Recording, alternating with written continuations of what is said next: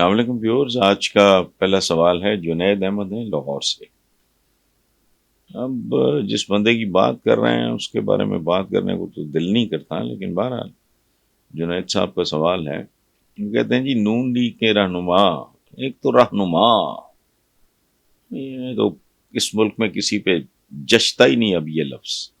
خیر، جنید صاحب نے لکھا ہے کہ جی نون لیگ کے رہنما جاوید لطیف کا کہنا ہے کہ نواز شریف کے خلاف عالمی سازش ہوئی جس میں اندرونی سہولت کار بھی شامل تھے۔ سبحان اللہ، عالمی سازش کے خلاف نواز شریف۔ اچھا خیر، آگے ہے جی اندرونی سہولت کاری کا الزام انہوں نے اسٹیبلشمنٹ پہ لگا دیا۔ اس طرح کے الزامات کی کوئی حقیقت بھی ہے، صرف اپنا بیانیہ مضبوط بنانے کے لیے اس طرح کے الزامات لگائے جاتے ہیں۔ جنید صاحب، یہ جو آپ نے کہا ہے کہ الزامات کی کوئی حقیقت بھی ہے یا صرف اپنا بیانیہ مضبوط بنانے کے لیے، بیانیہ تو ان کا ہے ہی کوئی نہیں۔ کیا کوئی بیانیہ شیانیہ نہیں؟ ہر جگہ جہاں جاتے ہیں، ظاہر وہ ویڈیوز میں تو نہیں بناتا، وہاں سے دھتکارے جاتے ہیں لوگوں کو، ان کے چہروں ان کے ناموں سے نفرت ہو گئی۔ اب ان کو کیمرہ ٹریک ہونا ہے تو وہ میں نہیں جانتا، لیکن بیانیہ تو ہے ہی نہیں، اس کو مضبوط کہاں سے بنانا ہے؟ ایک لوگ جو تقریباً 40 سال سے چپکے ہوئے بیڑا غرق کر کے رکھ دیا انہوں نے اس ملک کا، ان کا کیا بیانیہ ہونا ہے؟ اور دوسری طرف عوام کی ایک اور نسل ہے جو میدان میں اتر آئی ہے، وہ اپنے بڑوں کی طرح احمق اور بے وقوف نہیں تھے، تو ان کا تو بیانیہ شیانیہ تو ہے کوئی نہیں ہے۔ دوسری بات یہ ہے کہ کہنے والا رہنما کا کیا لفظ ہے؟ جاوید لطیف کیا آئٹم ہے، کیا چیز ہے؟ رہنما، قائد، لیڈر، یہ لفظ تو اس کے باس پہ نہیں جچتے۔ اس ملک کی تاریخ میں تو کوئی 2-2.5 بندہ ہوگا جس پہ شاید لیڈرشپ کی تہمت جچتی ہو۔ قائد اعظم محمد علی جناح کے بعد بے ایک آدھ کوئی بندہ ہے، باقی یہ کیا ہیں؟ یہ تو فصلی بٹیرے آتے ہیں، فصلیں اجاڑ کے چلے جاتے ہیں، کھا پی کے ختم ہو گئی بات، ورنہ یہ ملک یہاں پہنچا ہوا ہوتا۔ تو باقی جو اسٹیبلشمنٹ ورسز پولیٹیشنز، یہ وہ اس کی ایک اپنی تاریخ ہے، ہم سارے جانتے ہیں۔ جمہوریت ہے، جمہور سے جمہور کہتے ہیں عوام کو، اور عوام کو تباہ و برباد کر کے رکھ دیا ہے۔ میں پاکستان کے سیاستدان کو سیاستدان نہیں سمجھتا اور پاکستان کی سیاست کو نجاست سمجھتا ہوں۔ یہ نئی بات نہیں ہے۔ 32-33 سال، میرے کو پتہ نہیں 12-13 کالموں کے مجموعے ہیں، 32-33 سال سے یہی بات کر رہا ہوں۔ اچھا، اب رہ گئے پولیٹیکل گینگسٹرز، تو یہ تو میری ٹرم ہے جو آپ نے استعمال کی ہے۔ پاکستان کی پالیٹکس میں سوائے گینگسٹرز کے ایکسیپشنز ہیں، اس میں کوئی شک نہیں، تھرو آؤٹ رہی ہیں۔ اچھے لوگ بھی رہے ہیں، لیکن وہ اتنے ہی ہیں جتنا آٹے میں نمک ہوتا ہے۔ سو یہ جو بات آپ کر رہے ہیں، دوسرا اس کا پہلو یہ ہے کہ یہ نااہل ہونے والی بات، میرا خیال ہے کہ یہ بیسیکلی اگر آپ نے شیم ڈیموکریسی بھی ہے، 2 نمبر جعلی جیسی بھی ہے، یہ بنیادی طور پہ عوام کا استحقاق ہے کہ وہ کس کو اہل اور کس کو نااہل سمجھتے ہیں۔ اگر وہ نااہلوں کو سلیکٹ کرتے ہیں، الیکٹ کرتے ہیں، تو پھر وہ ذلیل ہوں گے 1 بار 2 بار، جیسے ہوا آج نہیں تو کل، کل نہیں تو پرسوں ان کو عقل آ جائے گی۔ لیکن بیسیکلی کسی پولیٹیشین کو، چاہے وہ گینگسٹر ہی کیوں نہ ہو، کسی پولیٹیشین کو نااہل کرنا یہ حق ہے عوام کا۔ سو یہ دونوں رخ جو ہیں تصویر کے میں نے آپ کے سامنے رکھ دی ہے، وہ پھر آپ کی اپنی جسے کہتے ہیں نا مزاج کی اور فکر کی بات ہے۔ نیکسٹ ہیں جی خالد رفیق صاحب ہیں اسلام آباد سے۔ وہ کہتے ہیں کہ الیکشن لڑنے کے لیے نواز شریف کے لیے آخری رکاوٹ بھی ختم ہو گئی، تو کیوں نہ عمران خان سمیت سب کو انتخابی میدان میں برابر کا ماحول فراہم کیا جائے تاکہ تمام سیاسی پارٹیوں کی مقبولیت اور اہلیت عوام اپنے ووٹ سے طے کریں۔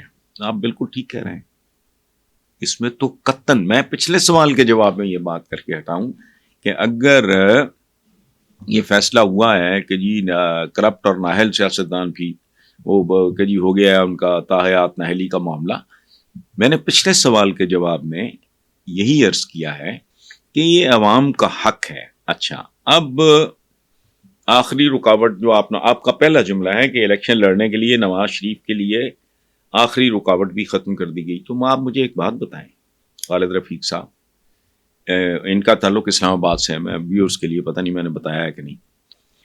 ایک بات آپ مجھے بتائیں، کیا آپ کو کوئی شک تھا کہ یہ رکاوٹ ختم ہو جائے گی؟ یہ میرٹ پہ ہے نہیں ہے، اس کی بحث علیحدہ ہے، وہ بھی میں پچھلے سوال کے جواب میں عرض کر چکا ہوں.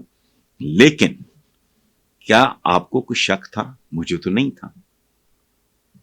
یہ جو تانبورا اٹھا کے یہاں آ گیا ہے بندہ نواز شریف نام کا، بھاگا ہوا تھا، 50 روپے کا سٹیمپ پیپر، یہ وہ مل ملا میرا پیری جو بھی کیا، چلا گیا وہاں بیٹھا رہا.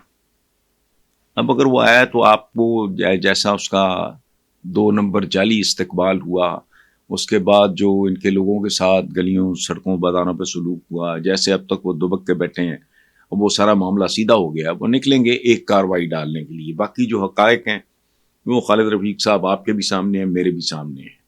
اس ملک کے عوام جتنے بھی ان پڑھ گئے گزرے ہوں، لیکن یہ تو ریالٹی ہے. It's in the air, it is written on the wall. اس میں تو کوئی کنفیوژن ہے نہیں.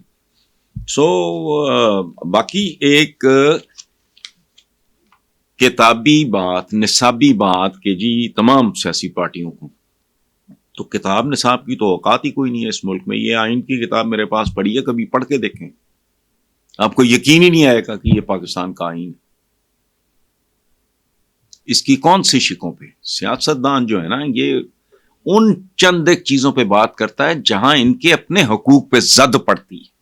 ادروائز یہ لطیفوں کا مجموعہ ہے. اور جنرل ضیاء الحق نے زندگی میں صرف ایک سچ بولا ہے جہاں تک میں جانتا ہوں، کوئی اور بولا ہو تو مجھے نہیں پتا. وہ یہ کہ اس نے پاکستان کے آئین کو چند کاغذوں پہ مشتمل ایک چیتھڑا قرار دیا تھا. ختم. نیکسٹ ہیں جی کبرا امین ہے ملتان سے. وہ کہتے ہیں جی عمران خان کو جی ایچ کیو حملہ کیس میں گرفتار کر لیا گیا. 5 ماہ قید میں رہنے کے باوجود وہ اپنے بیانیے سے پیچھے نہیں ہٹ رہے. 9 مئی کے بعد جو کیسز عمران پہ بنے، کیا وہ ان سے جان چھڑا سکیں گے؟ یہ تو وقت ہی بتائے گا بہن میری کہ، یا بیٹا مجھے نہیں پتا آپ کا ایج گروپ کیا ہے. تو باقی یہ پارٹ آف دا پیکج ہے، یہ تو اس کھیل کا حصہ ہے. پاکستان کی پوری تاریخ اٹھا کے دیکھ لیں، یہاں کیا کیا کچھ نہیں ہو سکا.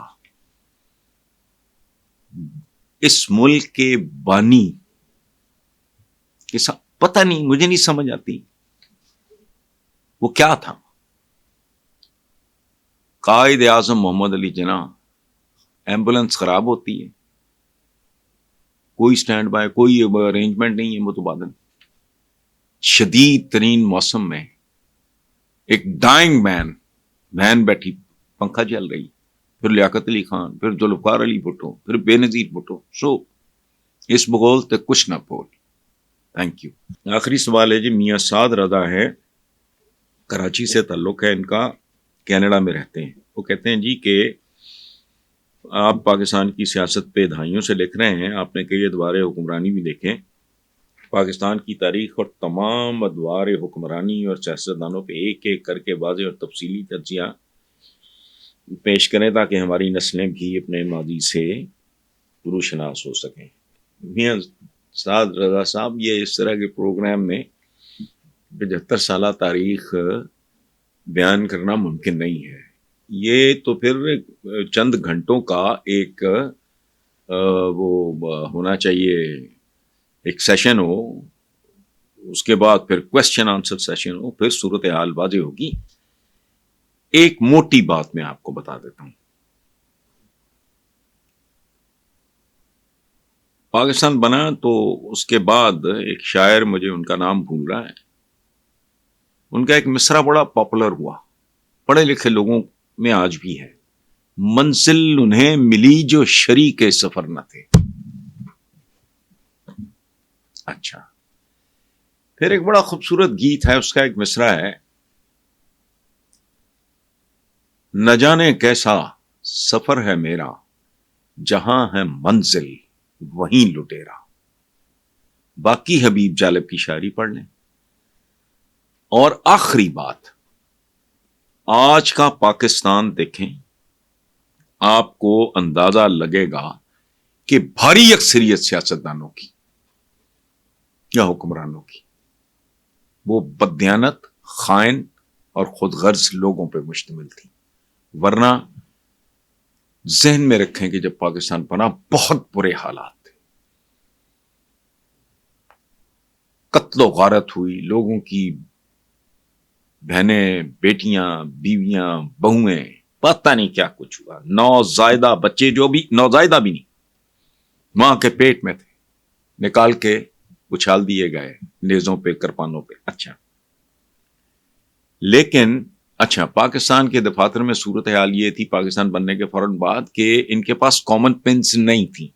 یہ تاریخ کی کتابوں میں لکھا ہے. درختوں کے جو کانٹے ہوتے ہیں نا، ان سے کامن پین کا کام لیتے تھے. لیکن پاکستان مقروض نہیں تھا، بلکہ پاکستان نے لینا تھا. پتہ نہیں 75 کروڑ میں شاید اماؤنٹ نا، جس پہ گاندھی جی نے مرن برت رکھا کہ یہ پاکستان کا حق ہے. ہم بھلے پاکستان کا قیام پاکستان سے اتفاق کریں نہ کریں، لیکن اب چونکہ ہو چکا ہے اور یہ ان کا حق ہے. یعنی 1 روپیہ کسی کا دینا نہیں تھا، 75 کروڑ 75 سال پہلے کا لینا تھا. آج جو بچہ ابھی پیدا بھی نہیں ہوا وہ بھی لاکھوں کا مقروض ہے. اور ایک زمانے میں کہا کرتا تھا کہ یہ فوجی مداخلتوں کی بات کرتے ہیں، یہ وہ لوگ ہیں اگر ان پہ اتنا بھی چیک نہ ہو، یہ پاکستان کو پاکستان ہاؤسنگ سوسائٹی بنا کے اس کے پلاٹ بیچ دیں. اور یہ نوبت یہاں تک آ گئی ہے. Thank you very much.